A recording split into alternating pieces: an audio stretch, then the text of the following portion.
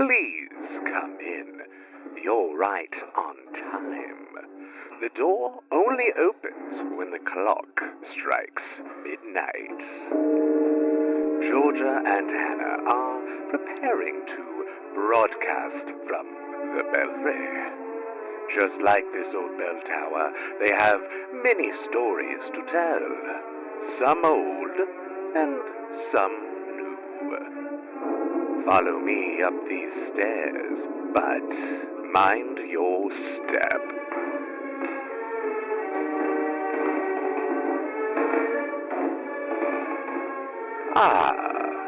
They're waiting for you. I feel like a lot has happened since the last time we recorded. It's been 2 weeks. I know. 2 crazy weeks. It's been 2 crazy weeks. A lot of anxiety for no reason. Mostly one crazy weekend. Yeah, that's for sure. That was really like the shining light. Well, my dad was in town. That was fun. We took him around. We went to the farmer's market. We went to, I can't even remember what restaurant we went to, but we listened to music at the Friday night live, which was fun. That was a great time. That's always a great time. There's so much good music playing. Downtown Champaign.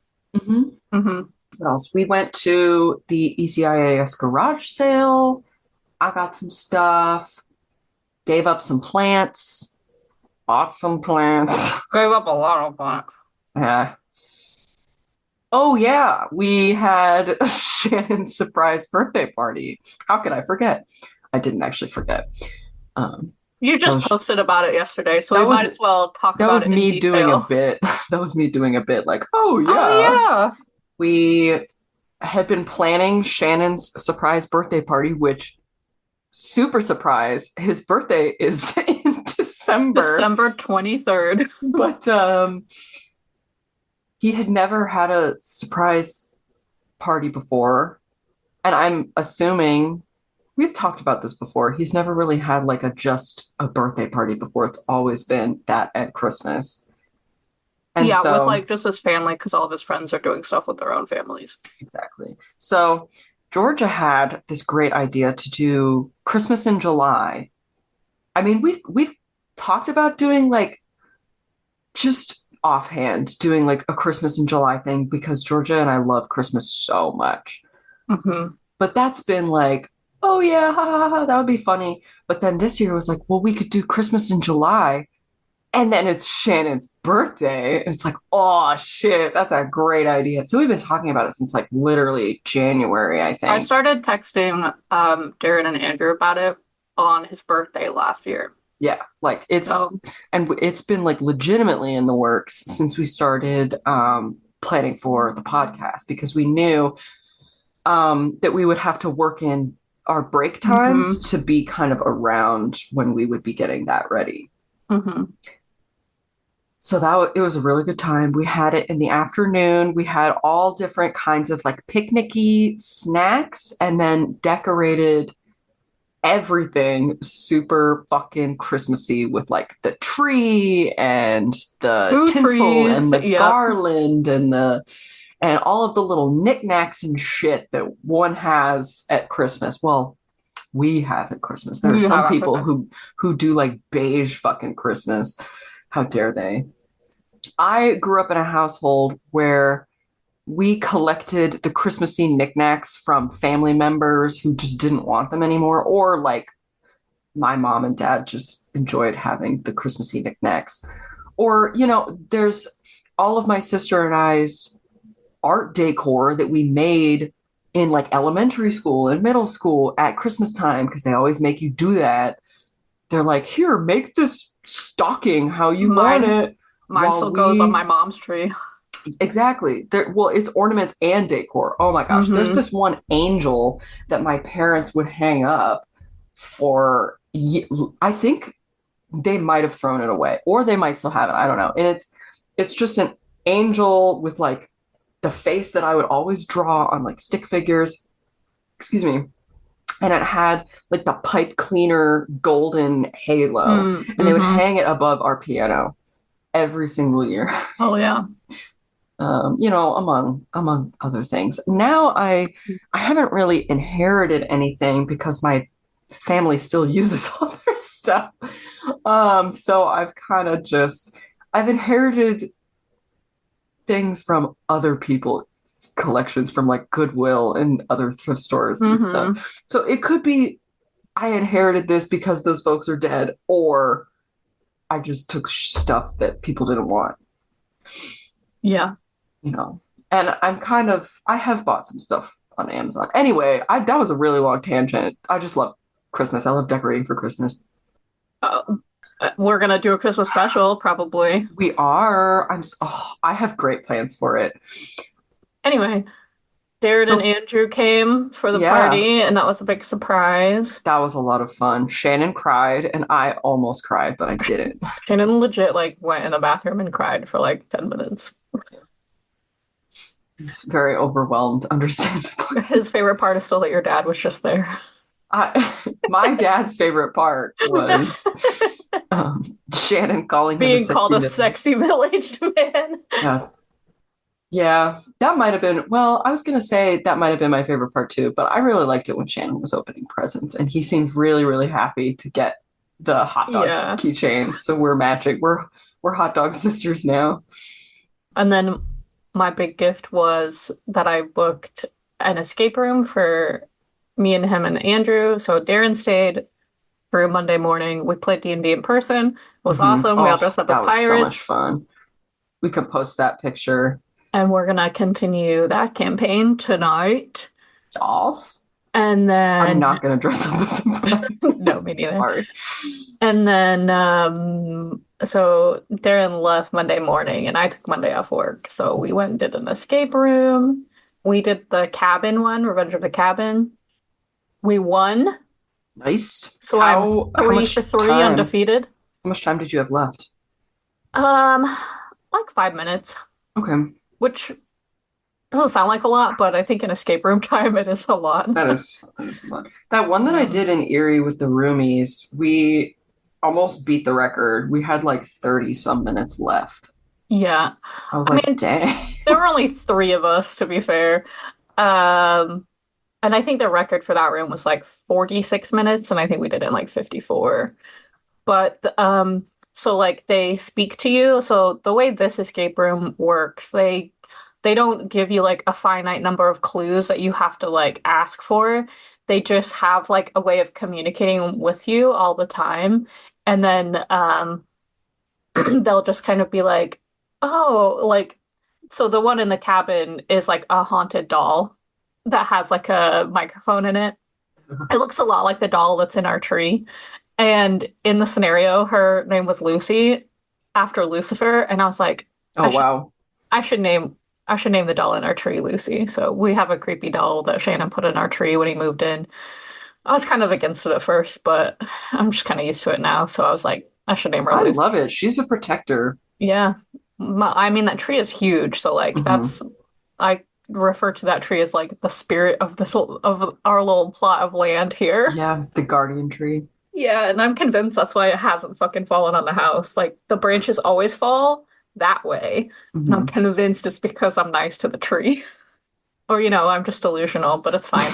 Anyway, so I was like carrying, I can post this picture too, but because you have to like piece together this clown suit like on your body, and there's like clues that like line up other places with it. And Shannon had a chainsaw, of course. Andrew's wearing the clown suit, and I'm just holding this creepy doll. And like the whole time I'm just carrying it around, and it's like, hey, best friend, why don't did you remember to check over the, or I'd be like, where did we put the lantern, guys? And the doll would be like, oh, I think you left it in the other room, because they can fucking clearly see it on their monitors that like my dumbass, or oh, where did I put the thing with like the puzzle on it? And I'm like, oh, I think it's by the kitchen sink, because they can just fucking see it. And instead of me wasting time like looking for shit, they want you to actually like succeed and experience the whole thing, which I think is really Well, nice. yeah. I've done other escape rooms where they're like, you only have 3 clues, and like the timer's on the wall counting down, and this one is like, you have like about an hour, Mhm. Like I think if you're really close and an hour is up, they just let you keep going because you're gonna finish it. So Yeah. I like the place here a lot. We should go do one sometime. Hell yeah, I would love that. A double date, double escape room date. We should do the D&D Oh, one. We should do the D&D one. sure. I've done it before, but it's been so like I don't remember much about it anymore. You know what I mean? Yeah, and I feel like you're pretty good at not spoiling things. So yeah, then on Sunday after we did D&D and you guys all left, we ended up playing Call of Cthulhu, just like hmm we played Death Before Burial, Yeah, the which same scenario that Shannon gave to Seth and I, but with a different monster. And yeah, it appears that they did so much better than we did. we can post a picture of that monster. Admittedly, Seth is really bad at rolling. He always is. So, I had to unfortunately carry us. My character had her molars and incisors swapped around. Oh, cool. And then she had like leaves growing out of incisions in her arms. hmm She was an actress, and then so we just like picked pre-gen characters really quickly. hmm And then Darren's character, I can't remember what he was. Oh, he was a special agent. mm And then Andrew's character was an undertaker. And Andrew's character had like a clockwork organs, and Darren's character had his scrawny little hands swapped for giant Nazi hands. I was the clockwork organs and Seth was the giant Nazi. Yeah. It was so much fun. Uh, So we did that till like 1 in the morning, and yeah. I'm like surprised because you seemed really tired. I was so tired. I mean, we were just having a lot of fun though. We were just kind of like, we're all tired, but like, this is the last time we all get to hang out together since Darren Yeah. was leaving in the morning. So that was that weekend. And then Hannah and I went on a shopping adventure on Friday instead of working. Yeah. That was a good mental health adventure. You've already seen the aftermath of that on the Instagram. Oh, yeah. I seriously, that really, I don't know. I was so overstimulated and I was stressed, and there was just something happening at work that was just killing me. And I was like, I can't do this. I can't even think about doing my job right now. I need to leave immediately. And did. I left immediately. And I texted Georgia, I'm like, do you want to go to Target? And she was like, do I ever? Do I ever? Literally, that's what I Whatever. said. And we literally just like there was no agenda. I mean, it kind of turned into we started kind of looking at convention stuff because we had like Yeah, motivation for it. We kind of, you yeah, know. Also, the craft stores are like right next to where we were anyway. So, yeah. um, And everyone had their Halloween stuff out, so that just kind of like prompted inspiration anyway. And yeah, when you get the vibes, you just gotta roll with it. yeah. But I It was, was a nice little wander around.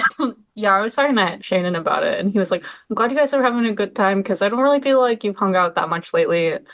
And I was trying to think about it, and I was like, I don't think we've actually like done anything one-on-one that's not podcast related since before we both went around on our travels. And Mhm. I was like, yeah, that's what it is. We just need some bestie time that wasn't like work or podcast or Or double date or whatever. yeah.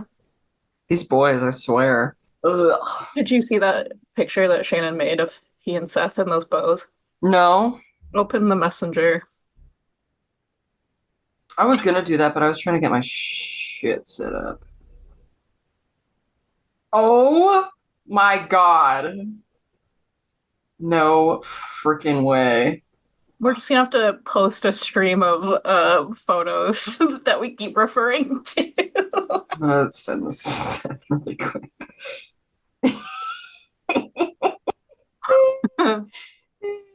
Buddy. Oh, Holy also speaking hell. of Christmas and Christmas specials, Yeah. Shannon's never seen Doctor Who before. Obviously, we're big Doctor Yeah. Who fans at this podcast. So he has watched now the Empty Child episodes. And he liked it. I think he wasn't a big fan of Christopher Eccleston, which, as someone who is coming into Doctor Who with only what they've seen on Tumblr, which is all David Tennant, let's be real, Or Matt um, Smith. or Matt Smith, I understand, and I wasn't like a huge fan of Christopher Eccleston at first either, but once you get all the way through Doctor Who, you can kind of go back and appreciate Christopher Eccleston as the Doctor. Like, I really like him as a Doctor now, but when I first started watching, I was like, I don't know about this. Oh, I loved him. Like so much. Yeah, I do now. And I love that he's from Lancashire. Like, he has the same Hmm. accent that my dad has, you know? So, Hell yeah. that I used to have. I used to talk like Christopher Eccleston. He's seen the Empty Child episodes, and then I showed him the last episode where, so he kind of understands like why Jack is immortal now and why the Bad Wolf episode. Oh. So he understands what Bad Wolf is, why Jack is immortal now, Mhm. and then like about regeneration and that kind of thing. Yeah. So then we watched the Christmas special with David Tennant, the first one. In the robe and Hmm. pajamas. Yeah. He did not like Penelope. What's her name? Penelope. Nope, that's her name in Downton Abbey. Harry Jones, he was like, I do not like her haircut. What is happening? I was like, that's I kind of what mean, my haircut used to look like, honestly, but I okay. mean, Harriet Jones, Prime Minister. What was she before that? Harriet Jones. MP Fly Down North. We didn't even watch that episode. That's just ingrained in my brain. And then I wasn't gonna, so I have like in my brain like episodes that I definitely am gonna show him. And we ended up watching the first like season 2 episode where they with Cassandra again, Mhm. where she keeps like transferring between their bodies, which I never Oh, watched. I always skip that episode, but he was like, "This looks fun," and he had just seen a clip of like one of David Tennant's monologues from that episode on TikTok because he's now starting to see Doctor Who stuff on his TikTok. I love that episode just because I was a big fan of the Doctor and Rose when I was young. Yeah, he even said right away, like, he has no idea what's happening, but he was like, the chemistry between these two is way different than the chemistry between the other two. And I was like, Hell yeah, it is. sure is. Can you guess what's gonna happen? He's making a lot of very astute observations as Hmm. someone who is like, no idea. I Like, want him to watch the whole thing so bad. So bad. he honestly, at this point, he's like, I'll do it. And I'm like, okay. And I think he's more on board now that it is David Tennant, just Yeah. because that's more familiar to him, and he really likes David Tennant anyway. He told me that seeing David Tennant in Harry Potter is kind of like what got him excited about acting again. Oh yeah, because David Tennant in Harry Potter is like insane. Like Yeah. whatever he's doing is like very believable. Yeah, we He's also made the crazy. observation that all of his characters are very teethy. Yes. Not even toothy, teethy. Teethy, not toothy, they're teethy. That's so true. But yeah, so that's been a delightful addition. So we just watched that episode. We started watching the Tooth and Claw last night, but he Yeah, fell asleep because he's EP. he did that thing where he stayed outside a little bit too long Mm. and didn't he needed to eat and he just got really it's like a combination of like hydration, heat, hunger, meds. I swear to God, Like, he just needs to set an alarm for meal times. He genuinely does because when you have ADHD yep. or even just depression, anxiety, your body doesn't understand hunger cues as well as Yeah. neurotypical people. That's I just have what no it idea is. what you're talking about. I never get so hyper focused on things that I don't eat. Yeah, me neither. I don't know what that is. Says me at work every day when it's 3 o'clock. I'm like, oh, I didn't eat lunch. Although, admittedly, my issue, I do get hunger cues, but it's like an executive dysfunction kind of situation. I just Yeah, don't want to do it. I feel that's how I am in the morning, like especially on the weekends when I don't have to get up and I'm like I can lay in bed being like so hungry that I want to vomit. Yeah. Yes. Correct. And I know at this point, I know that that's gonna pass soon, and then I just won't be hungry till like 3 in the afternoon. Exactly. Why it passes and how? I don't know. Maybe it's because our stomachs are eating themselves. It's like, yeah, I'll take care of It's this. fine. So yeah, that's great. Hell yeah. All right, Georgia, what are we learning today? What am I learning about? Teach me something. Okay. You're a preteen girl in 1700s Britain, Okay, I'm ready. and you're all hormonal. Oh, And you're yes, I like, am. when will I meet my true love? I sure am. So what you're gonna do is, in the dark, walk backwards up a flight of stairs, holding a candle and a mirror, and you gaze into the mirror so that you can try to see the face of your future husband. Isn't that delightful? How the hell am I walking backwards up a flight of stairs? I With can't your even hands walk. full, I with a can't even flammable walk object. up a flight of stairs the normal way without basically tripping over myself. However, this is more likely, knowing your luck. It's also possible that you could see a skull or the face of the Grim Reaper, and that would mean that you're going to die before you get a chance to get married. Okay. And that's Hell what you yeah. see right before you like fall down the stairs and set your house on fire with a candle. Sure, sure. And if this is like a candle like this, like the with the, Yeah. you know what I'm Hmm. saying? The Yeah. taper candle with the little, what is that? Yeah, the little candle holder Yeah, thing. just Yeah, like I a don't. one finger kind of holder. Yeah, Yes, I would burn my house down with that. yeah. This is a method of divination known as, I don't know how to say this. I want to say it's catoptromancy. Catoptro. Okay. And it's basically divination using a mirror, but it can also include crystal balls or other reflective surfaces. Of course, this is different from the Bloody Mary that you and I are familiar with. It sure is. And there are a ton of regional variations, apparently. So, like, what you might know and what I might know might be different. I'd say they probably are pretty different since I grew up in a different country, but I also don't Hmm. remember. I don't remember doing Bloody Mary until I moved over here. Oh. Like, until it was like eighth grade high school sleepovers. Oh yeah, it was definitely like a middle school thing for us. Yeah, yeah, yeah. What's your version? My version, okay, you have to be in the bathroom Hmm. with all the lights out, and if there's light coming from under the door or like on a nightlight or a light switch or whatever, you have to cover it up so it's pitch black. Hmm. Um, you, in my version, you say Bloody Mary 3 times, Uh-huh. spinning around each time. And then you Uh-huh. turn back to the mirror, and like when you turn again and you look where you presume the mirror is because it's dark in there, Yeah. you're supposed to see a woman with her hair like dark hair flowing. She's wearing white, her eyes are bleeding, um, and like a red glow around her, It's like she becomes the light source. basically. Okay. But she's only in the mirror. Yeah. See, I don't even remember ever even doing it, so I couldn't say like this is our specific version. I don't think it involved turning around, and I think it involved like yeah, it's pitch black, but then you have the candle, and then like once you say it, she just appears in the mirror. Oh, okay. I think. I can't remember.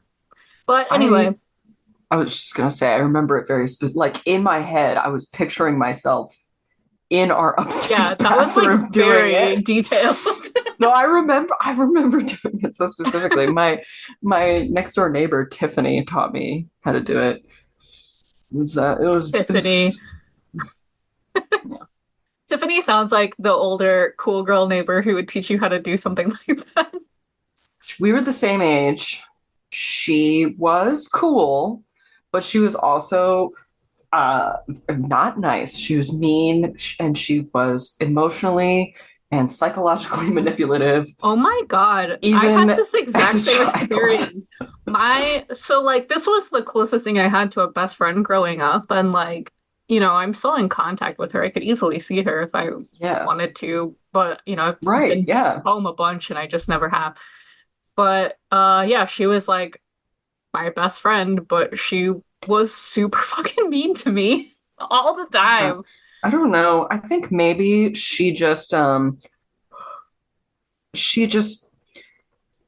inherently recognized that I had some sort of mental illness, Uh-huh. whatever it may be, and kind of took advantage of that. And so I would get really emotional in reaction to Yeah. the kind of stuff she would say and do to me, and then it would just kind of snowball. Like she would make it worse because she would then react to my like Yeah. emotional reactions or meltdowns or whatever it was. I think for me, it was like she knew that I was like a goody two shoes. Mm, Um, same. and would like try to bully me into doing things that I didn't want to do or things that would get me in trouble or and I didn't want to do them. So then she would be like mean to me about it. And then this other girl moved in down the street and then they would exclude me a lot because I wasn't cool like they were. We had the same childhood. Yeah. I'm so serious. It was Tiffany and Catherine because Oh, Catherine moved in later. Naomi and Natalie. Oh, this is killing me. We have to talk about this another time. This is Oh, nuts. Oh my okay. gosh. Let's talk about our childhood relationships and how they Listen, traumatized I just talked us. about like my childhood. Okay, we're talking a lot about mental health this episode. Well, it's important. I just started a new therapist. I've only seen her twice. So we just really got done this last time I saw her. We really just got done with like the the lore. Yeah, like give me a cursory glance over your entire Yeah, life. like how like describe your childhood and like this kind of thing. And something happened a couple years ago, I think, that made me realize that like my experience about my childhood and my mom's experience about my childhood are very different. Well, Because yeah. my mom is like, "You had a pretty good childhood," and I'm like, Like from her "I perspective, did." sure. Like maybe, yeah, from her perspective as my parent, like Hmm. she did her best to make sure that I had a good childhood. But that doesn't mean I wasn't bullied. That didn't mean I was lonely. That didn't mean, like, Well, yeah, because you're the one feeling the things. yeah, She is not. She is seeing. And yeah, if you had communicated to her what you were feeling at that time, then she would know. But more than likely, she was not a safe space for that. and that's another, like, my therapist was like, how did you know you were loved as a child? Like, how do your parents express emotions and all this? Which was like not something that I really had with my last therapist, because my last therapist was very much like, what's happening right now? And if it like came back to something, we would kind of go back and talk about it, but we didn't have this like all-encompassing picture. She also asks me a lot of like why questions. Hmm. And like there's that joke about kids that just say why until you can't answer them anymore. Yeah, That's what my therapist does. I love it because it just gets you to dig deeper. Yeah, because she's like, why did you think that self-care was so important that you needed to dedicate a whole year to it? And I was like, because I don't prioritize myself. And she's like, why? Just like keep saying, going Yeah, at it. Georgia. Why? Uh, what was the other thing she was like, do you experience, this is kind of fucked up. She was like, what things have happened in your life that you would consider to be traumatic? And the only thing I could think of immediately was Hmm. like, oh, the move over, like moving from England to America Hmm. was like the most traumatic thing that, bitch, is that the most traumatic thing that's ever happened to me? Probably not. And then I said the two other things, the one thing, and then like Hmm. the thing with my biological father being abusive. I Hmm. was like, I don't really think I deserve to call those traumatic because I don't remember them happening. LOL, Georgia. Funny how that works. How your brain forgets trauma on Well, purpose. I mean, I was a baby for the one stuff Well, and yeah, drunk for the other, so yeah. also not helping. But yeah, so thanks, Tara. It's my therapist name. She's killing it so far. I I'm do really like her a happy for lot. you.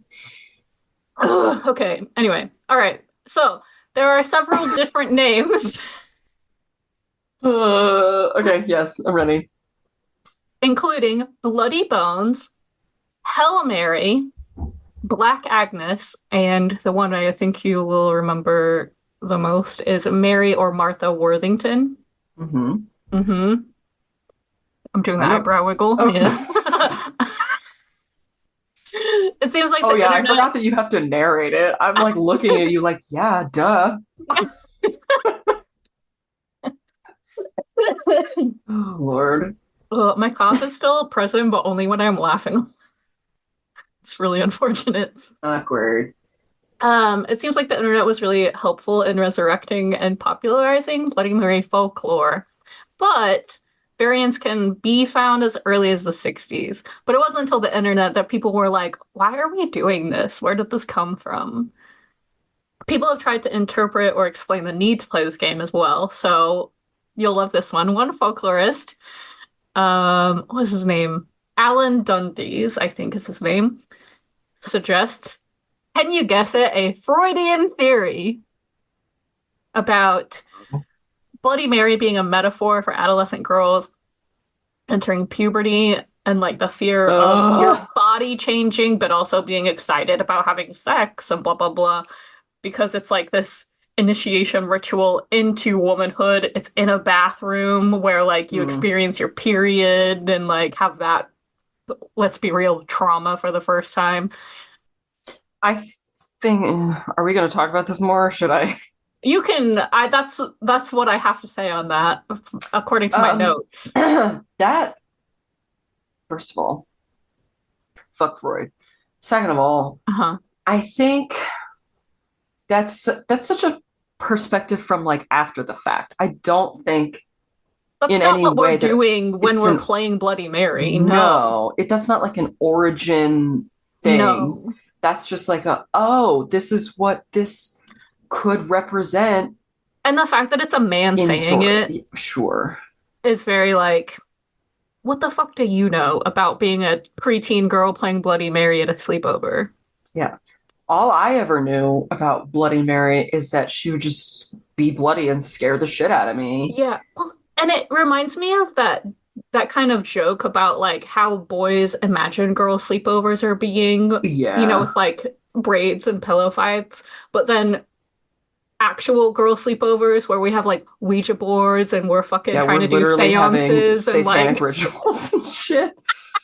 Literally. And it's not because we're satanic or we're trying to summon a demon or anything. We're just like, this is cool. Let's fucking do this. Like, oh my God. Like at my sleepovers, I was doing like puppet shows and shit. Like, or puppet shows and like shadow puppets too. Yeah. Oh man. Good times. Hey, one of my favorite sleepovers I ever went to, we took a camcorder. So when I still lived in England, we took a camcorder and we made our own Blair Witch video. Hell yeah. Because it was fucking 2000 and that's awesome. Had just come out, and that's what, it might have been 2001, I can't remember, but. And it's a bunch of like private school, boarding school girls. Yeah. running around the woods with a camcorder. Anyway, one developmental psychologist. Oh, the fuck did I write here? Some of these notes are kind of old, and then I tried to remind myself what I was talking about, but I didn't always do a good job. They suggested something called nominal realism, which is the idea that what we say and think influences the real world, and we manifest our reality, kind of thing, which is like what I do every day when I'm manifesting shit. Sure.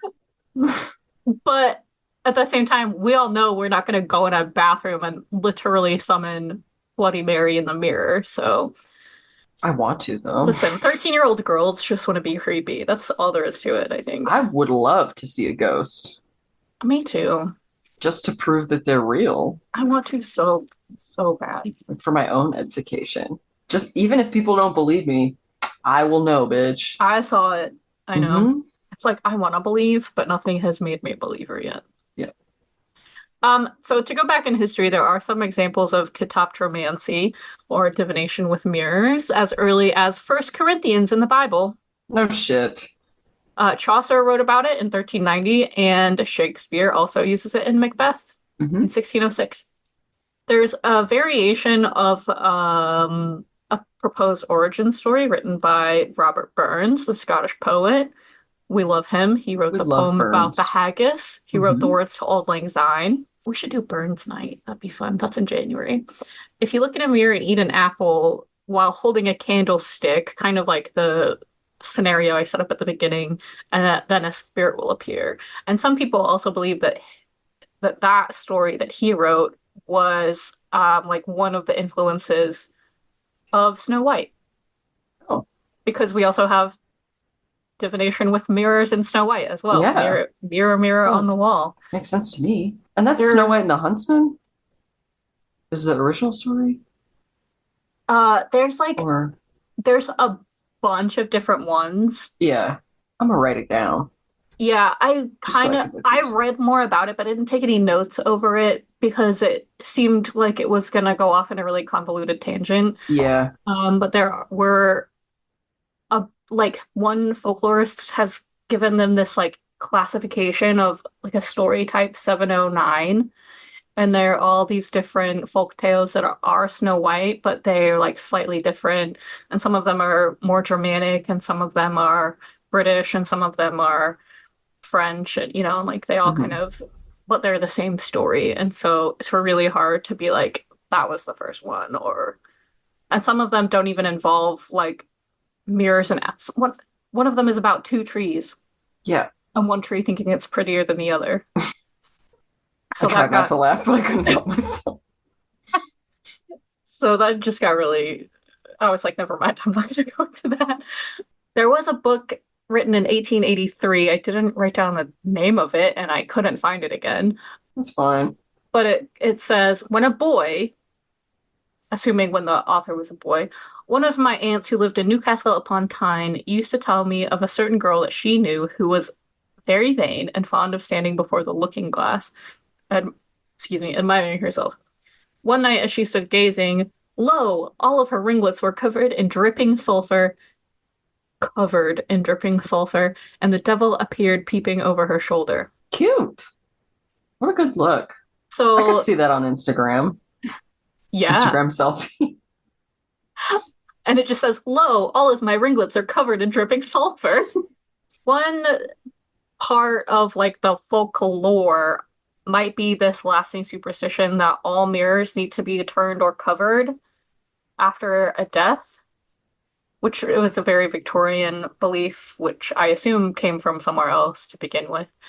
But Victorians believed that the image or spirit of the deceased could become trapped in glass, so all curtains were closed, all mirrors were covered, and they also believed if you saw yourself in the mirror in the home of someone who had recently died, then you would be the next person to die. Oh, good. I'll remember that next time I go to a funeral. Try not to look in any mirrors. Yeah, meanwhile, I'm like staying in my grandma's house, looking in the mirror every time I go to the bathroom. Well, you don't know if you were the first person No, it could have been after. my dad. Okay. They also believed, this is just a couple more fun facts about Victorian things. They also believed that the deceased was to be carried out feet first, so they couldn't look back and call someone else to follow them, which I think was also how the Aztecs carried out. Remember we talked about women dying in childbirth and how Hmm. they had similar reincarnation to warriors.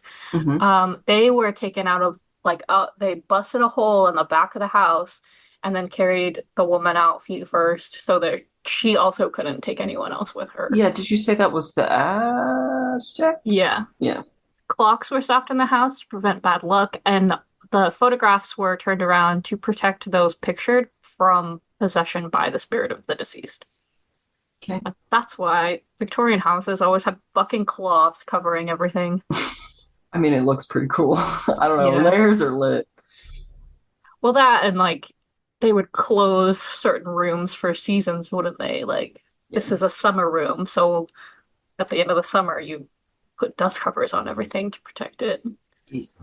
Because people took way better care of their shit back then.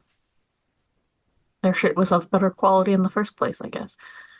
So there are several possibilities for Bloody Mary's inspiration, and I'm going to start with Mary Worthington. Uh, that's what she was known as by the village, but her real name was supposed to be Mary Bloodworth. Which one of those sounds like the fake name, honestly? She was supposed to be a witch, the kind that sold herbal remedies, obviously. Yep. But she was hot, so all of the other women in the village got jealous, you know? I love the way you put that, but she was just hot, so they were jelly. And then all the village children started disappearing, and she's like, this is that's how I wrote it. And she's like, wasn't me. I don't know what you're talking about. And all the villagers are all like, we don't believe you, but okay. Then one night, one of the village girls is seen following an enchanting sound that no one else can hear, very hocus pocus. All of the villagers wake up from the girl's parents causing a commotion, and they all find out that Mary is the source of the enchantment, and she runs off into the woods, but it's said that she cursed the village with the chanters, which is where all the young girls are compelled to try and summon her, like girls at a sleepover. The chanters. The chanters. That sounds like a STD or something. You know what I'm saying? Ah, Like, you know what I'm saying, right? Anyway, the chanters, the people, not the chanters like the jitters. yeah. Like all of the young girls are compelled to chant to summon her spirit back to the world. Okay.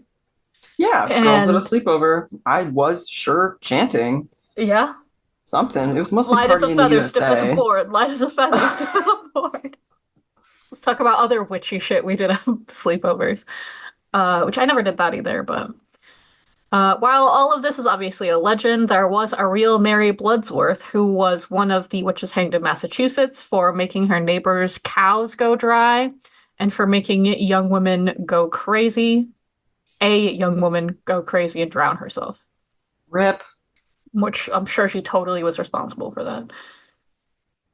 And then in another version of Mary Worthington, she is supposed to be a 19-year-old girl pregnant in Indiana. Where in Indiana?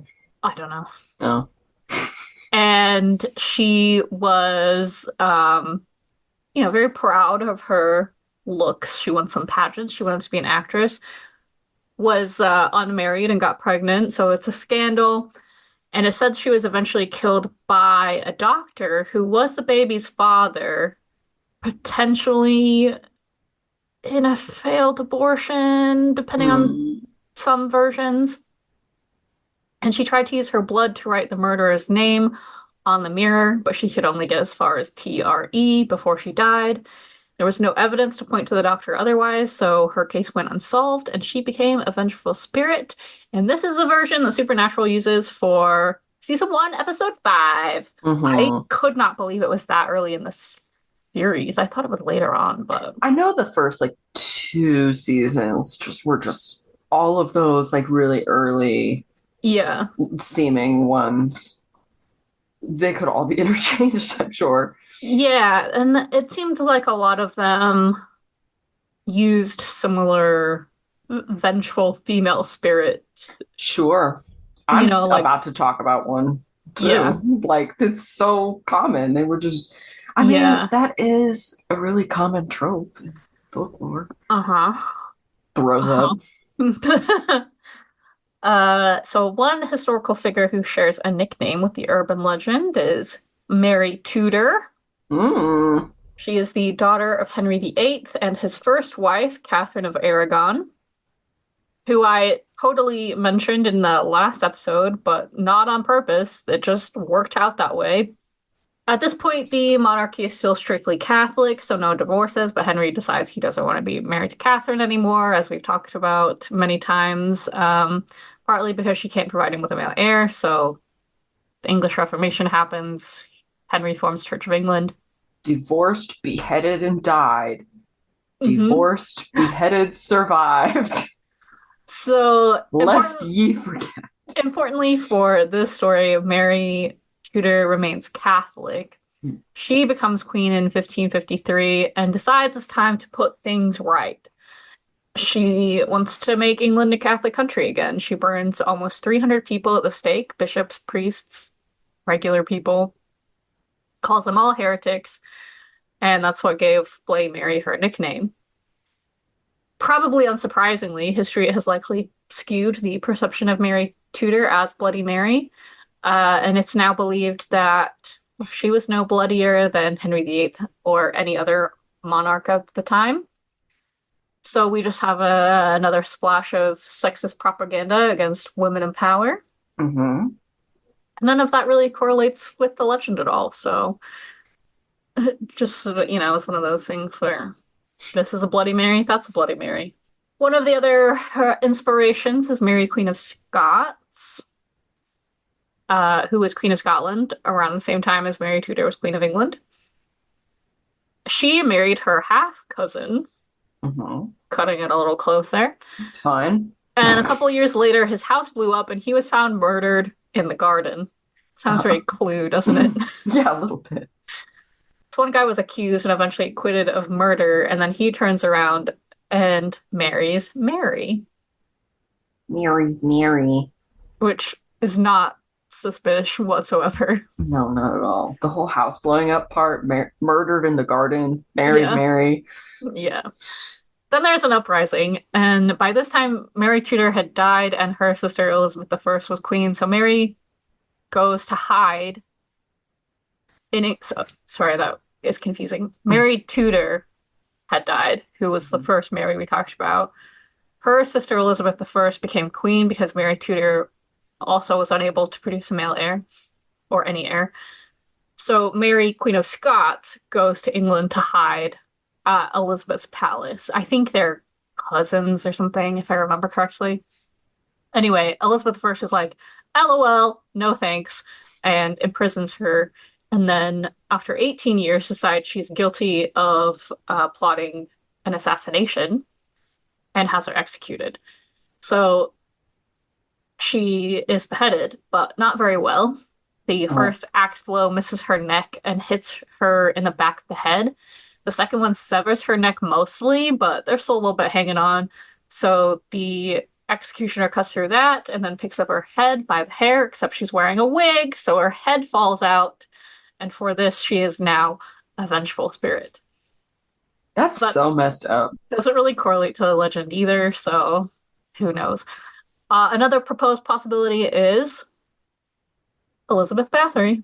Do we need to talk about that? No, we don't.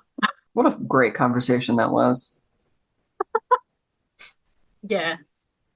There is a Japanese Japanese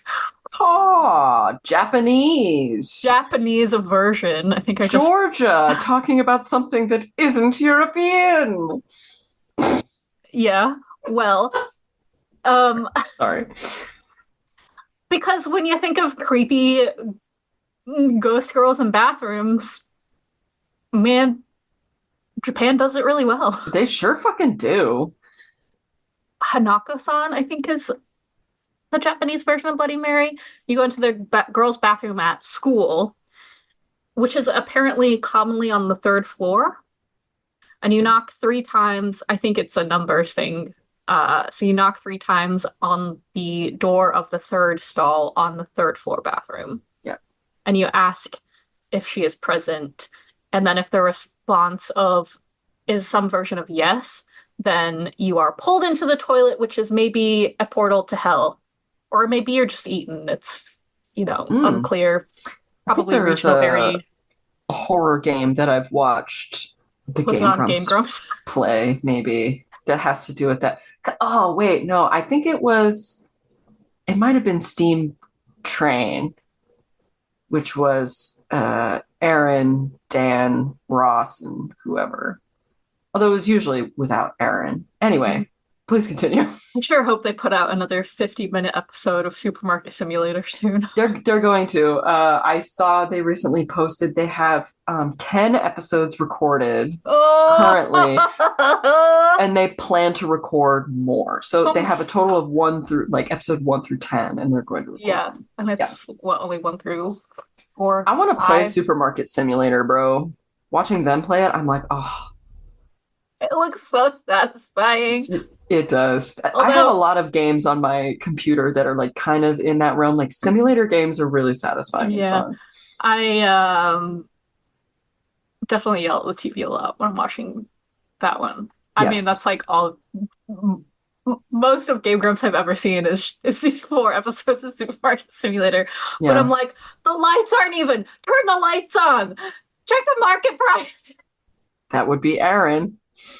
Oh, I think I told you the other day, but I told Shane, I was like, the only reason you like this is because this is how you and Andrew talk to each other. And he was like, do you think so? I always kind of thought that, but I just thought I was like deluding myself. And I was like, no, this is how you guys talk to each other. That's funny. He was so happy. Anyway, okay. The origins of that story, Hanako-san, also vary. She is a small child, sometimes murdered by a stranger, sometimes by an abusive parent, and sometimes she committed suicide all in the school bathroom. And one other version that didn't seem as common is that she was killed in the bathroom during an air raid in World War II. Mm. Either way, she now haunts the bathroom. Very moaning Myrtle of her. Yeah. You know what else haunts the bath? Your shit. Yeah. I get it from my father, I think. Because when he was here, he clogged the damn Oh toilet. yeah. The only time it ever Eve. clogs is when he's here. Oh my God. It's so upsetting. He bought us our plunger because he needed to. This was like 2 years ago, like when we moved in. Is it one of the like crazy suction No, it's powerful just ones? the ones with, like the wooden handle. And Get you one of those fancy $20 ones. we keep it like stored away in like our utility closet with the water heater and shit. Mm-hmm. And then we take it out when he comes here. No one else has used it ever. Ever. Okay, sorry.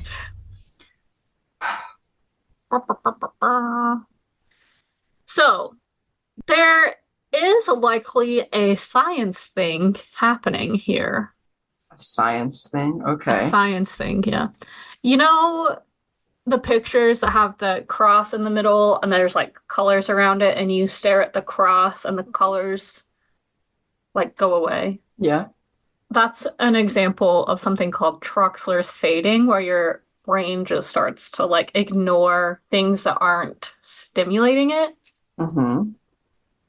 So similarly, if you go into the bathroom and look in the mirror in low light, like with a candle, and you stare at your mirror for several minutes, the chance that your face will look like it rearranges itself is kind of likely. Or like parts of your face will just disappear. Yeah, I know in dim lighting, like hallucinations are almost inevitable. So there's a psychologist named Giovanni Caputo. He conducted an experiment in 2010 and asked 50 people to stare in the mirror with dim lighting for 10 minutes. 66% of them saw their face distort. 48% saw monstrous and fantastical beings. Cute. 28% saw an an unknown person. And then some of them described seeing the face of their dead parent, a wild animal, a small child, or an old woman. Hmm. It also looked like he repeated this experiment with people that have various mental health, depression, schizophrenia, all kinds of What have you? mental health diagnoses, and they had an increased likelihood of seeing distortions or hallucinations in the mirror. So I think neurodivergent people just have stronger imaginations. oh yeah. I don't know what there has to be, because the brain chemistry works differently in neurodivergent people. Yeah. Maybe whatever's activated versus a neurotypical person has to do with the imagination. I don't know. I'm just spitballing here. I'm not a neuroscientist. I can't speak to any of this. I'm just like shitting out of my ass, man. Sorry, Mom. That's another thing that happened with my therapist. She was like, how do you think your ADHD affects you? And I was like, executive dysfunction. And she just goes, you know all the words. Okay. I was like, yeah, Tara, I watched TikTok. I know all the the terms. Anyway. Oh, well, to go off of that, it's related to the ability we have to find faces in tree bark or belly button lint or clouds or like Jesus in toast or like whatever that is called Oh, that that like ability to form faces out of nothing? yes. What is that called? I don't know. I didn't write it down. I used to know it. Well, I don't know how to pronounce it. Pareidolia.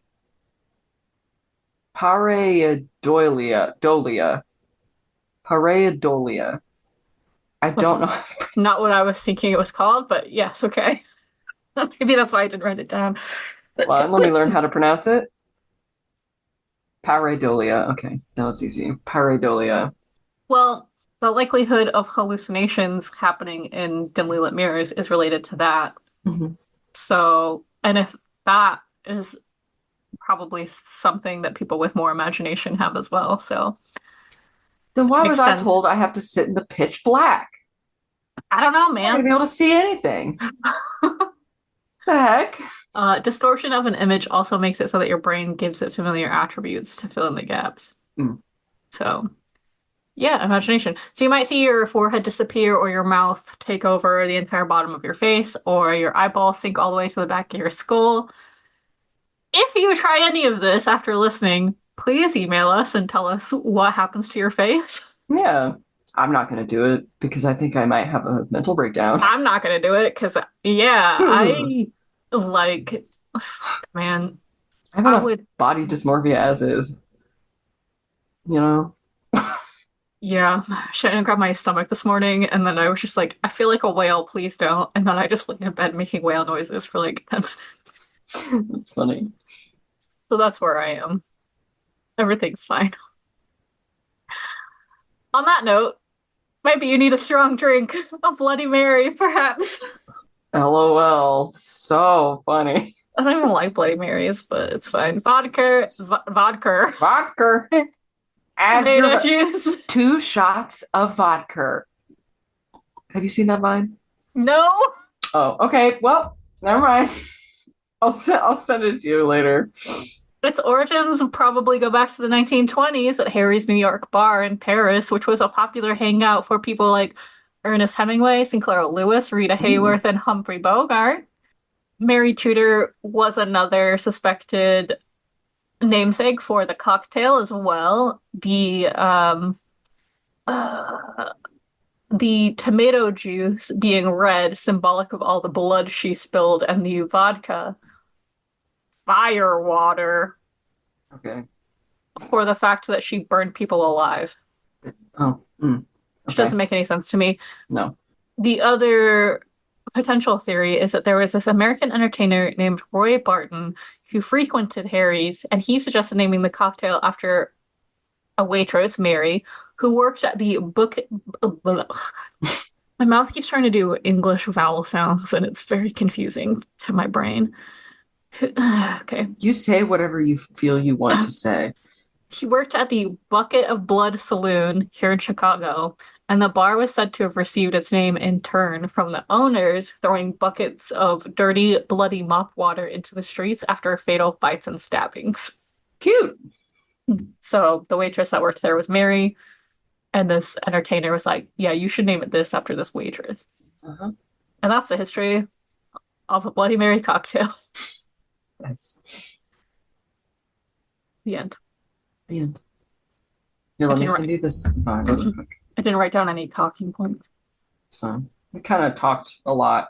It's been over an hour. But granted, we talked for a long time at the beginning. Mm-hmm. 2 shots of vodka.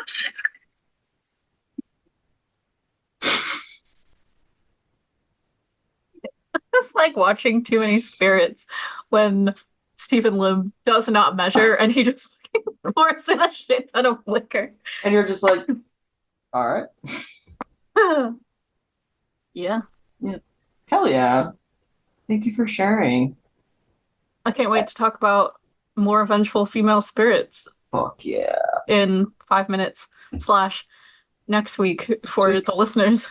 For everybody listening, we are preparing for the Dark History and Horror Convention in Champaign, Illinois.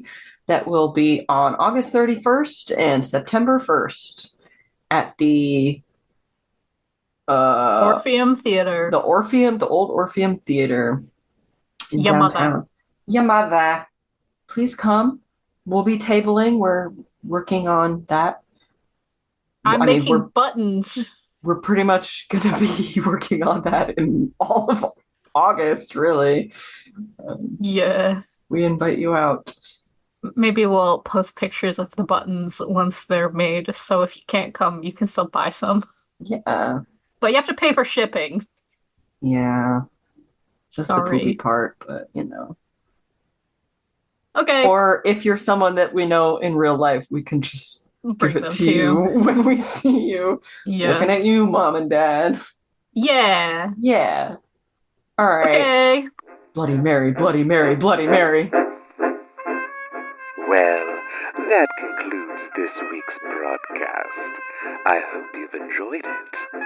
If you wish to stay in touch, reach out to us at broadcastfromthebelfry@gmail.com or stalk us on Instagram at broadcastfromthebelfry. Again, I hope you've enjoyed our little show.